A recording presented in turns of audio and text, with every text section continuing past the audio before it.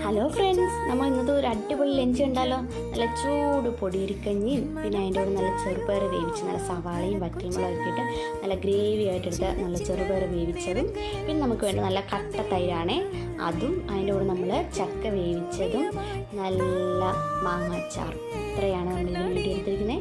അപ്പോൾ അതാ നമുക്ക് ഈ കഞ്ഞിക്കകത്ത് ഓരോന്നായിട്ട് ഇട്ട് കൊടുക്കാം. അപ്പോൾ ആദ്യം നമുക്ക് ഇതിനകത്തേക്ക് ചക്ക വേവിച്ചിട്ട് കൊടുക്കാം. അതിന് ശേഷം നമുക്കാണെങ്കിൽ മാങ്ങാച്ചാർ ഇട്ട് കൊടുക്കാം കേട്ടോ. നല്ല ടേസ്റ്റ് ആയിട്ടുള്ള മാങ്ങാച്ചാറാണ് കേട്ടോ.